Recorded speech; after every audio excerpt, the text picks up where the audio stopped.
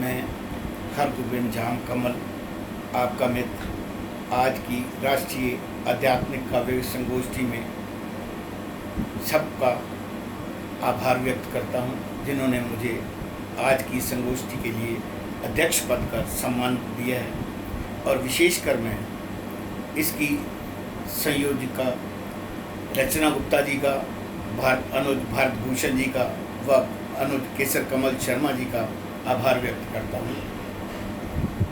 आप सभी कवियों ने अध्यात्म पे बहुत अच्छा काव्य पाठ किया है, सबको बधाई देता हूँ। मैं इस पटल के संरक्षक श्री रमेश्वर दयाल गोयल जी को नमन करता हूँ, उनके जज्बे को नमन करता हूँ। उनकी आयु जो 86 सावन देख लिए और फिर भी इस जोश के साथ लगे हुए हैं। मैंने अपने जीवन में ये पहला पटल देखा है जो आध्यात्मिक पर बना है, इसलिए उनका अभिनंदन करता हूँ, नमन करता हूँ, बारंबार नमन करता हूँ। तो आध्यात्मिक पटल पर मैं इधर उधर की बात करूँ, मैं चाहूँगा कि आध्यात्मिक विषय पर कुछ कटु लेकिन सत्य वो आपके सामने अपने अनुभव से रखूं। मैंने देखा है कि लोग संत और कथावाचक में अंतर नहीं कर पाते।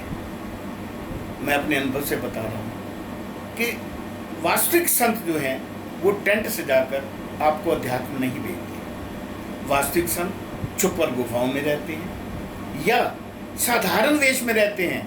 कभी अपना प्रचार नहीं करते, कभी अपना प्रसार नहीं करते, कभी अपनी बड़ाई नहीं करते, किसी की निंदा नहीं करते, कभी आपसे धन नहीं लेते। ये मेरा अनुभव है।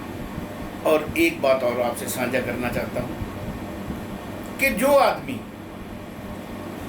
हमें करनी और कथनी में अंतर दिखे, जिसमें वो संत नहीं हो सकता। यदि वो हमें ये उपदेश देते हैं कि हमारे साथ कुछ नहीं जाना, धन संग्रह मत करो, लेकिन वो अपने मठों की और आश्रमों की श्रृंखला बना रहा है, तो समझो वो संत नहीं है, एक कथावाचक है, एक दुकान चला रहा है। ये कविता मैंने बहुत पहले लिख दी थी अपने अनुभव के आधार पर, और ये कविता 30 मार्च 2016 में तो मैंने फेसबुक पर ही डाल दी थी। मैं इस पर अधिक नहीं कहता। मेरी इस कविता का हर शब्द अपने में एक अर्थ लिए है। मुझे आशा है कि आप उसे ध्यान से सुनेंगे। और एक बात और क्या, माला जपना बुरी बात नहीं है, अध्यात्म सुनना बुरी बात नहीं है, लेकिन अपने माँ बाप का मन दुखाकर आप सारा दिन माला जप लो, आप प्रभु को कभी प्रसन्न नहीं कर सकते। आपको चाहिए कि अपने माँ बाप की दुआएं लो, बद दुआ तो कभी ना लेना। दुआएं लेनी है तो माता पिता की लो, दीन दुखियों की लो, वो माला से बहुत बड़ी हैं। ये मेरा अनुभव है और मैंने इससे प्राप्ति भी की है। आइए कविता रखता हूँ। कविता का शीर्षक है आज अध्यात्म की सजी दुकानों पर। मैंने जब कविता डाली उसके बाद कई संत अंदर हैं और कई जाने की तैयारी में, लेकिन मेरी कविता पहले फेसबुक पर आ गई थी। तो आइए कविता शुरू करता हूँ।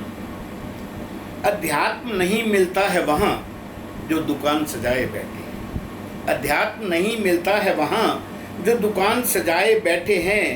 महलों की तरह टेंट लगा दुनिया को रिझाए बैठे हैं। बातें करते बड़ी बड़ी जैसे उनसा ज्ञानी कोई नहीं। बातें करते बड़ी बड़ी जैसे उनसा ज्ञानी कोई नहीं। हर उपदेशक की मुट्ठी में रब, उनका सानी कोई नहीं। लालच ईर्ष्या द्वेष भला, लालच ईर्ष्या द्वेष भला कब अध्यात्म के बने किनारे हैं। लालच ईर्ष्या द्वेष भला कब अध्यात्म के बने किनारे हैं। पास से देखो हमसे ज़्यादा उसमें ये डूबे सारे हैं। लोगों के झोपड़ बिकवा करिए, लोगों के झोपड़ बिकवाइए, अपने मठ बनवाते हैं। दान पुण्य का दिखावा भी हमारे धन से करवाते हैं। जो पढ़ सुन आत्मसात करे, जो पढ़ सुन आत्मसात करे वो अध्यात्म कहलाता है। और आत्मसात नहीं किया तो क्या अध्यात्म है? जो पढ़ सुन आत्मसात करे वो अध्यात्म कहलाता है। केवल पोथी पढ़ने से ही नहीं कोई पंडित हो जाता है। आज के उपदेशक अधिकतर आज के उपदेशक अधिकतर हमें पढ़ा हुआ सुनाते हैं, आत्मसात करने का तो स्वांग सा हमें सिखाते हैं। जो गुरु को छोड़ भाग खड़े, जो गुरु को छोड़ भाग खड़े हमें गुरु पूजा बतलाते हैं। जो गुरु को छोड़ भाग खड़े हमें गुरु पूजा बतलाते हैं। खुद को मंजिल का पता नहीं, हमको मंजिल दिखलाते हैं। खुद को मंजिल का पता नहीं, हमको मंजिल दिखलाते हैं। भगवान को देखा है न कभी, भगवान को देखा है न कभी, भगवान से हमें मिलाएंगे। भगवान को देखा है न कभी, भगवान से हमें मिलाएंगे।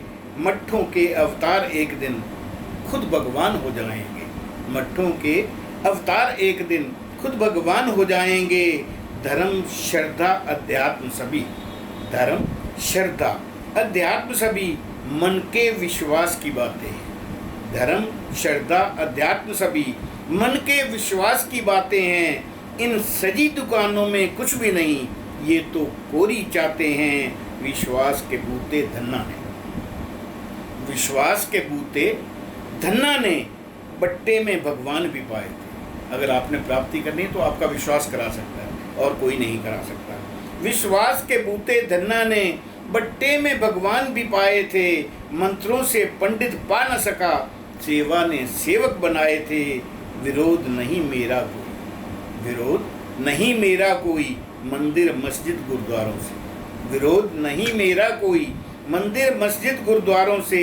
नफरत नहीं मन में कोई इन धर्म के ठेकेदारों से। नफरत नहीं मन में कोई इन धर्म के ठेकेदारों से। आज भी जिनके तप में बसता वो रहते हैं कंदराओं में। आज भी जिनके तप में बसता वो रहते हैं कंदराओं में। वो भीड़ नहीं इकट्ठी करते, छिपके रहते गुफाओं में। फकीरी वेश में रहते वो, फकीरी वेश में रहते वो और राजों के महाराजा हैं। फकीरी वेश में रहते वो और राजों के महाराजा हैं। निगाह से भाग्य बदल देते ऐसे भाग्य विधाता हैं। निगाह से भाग्य बदल देते ऐसे भाग्य विधाता हैं। उन्हीं के बल पर कलयुग में ये दुनिया चलती जाती है।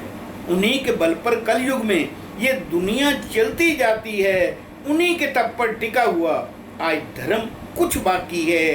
धन्य हमारी भारत धरा, धन्य हमारी भारत धरा, जहाँ पर ऐसे मुनि पधारे हैं। शत शत नमन इस पावन माँ को, जहाँ भगवान अवतारे हैं, जहाँ भगवान अवतारे हैं। तो मेरा विनम्र निवेदन है कि आप किसी का मन न दुखाएं और दीन दुखी की सेवा करें, उसी में भगवान की प्राप्ति। धन्यवाद।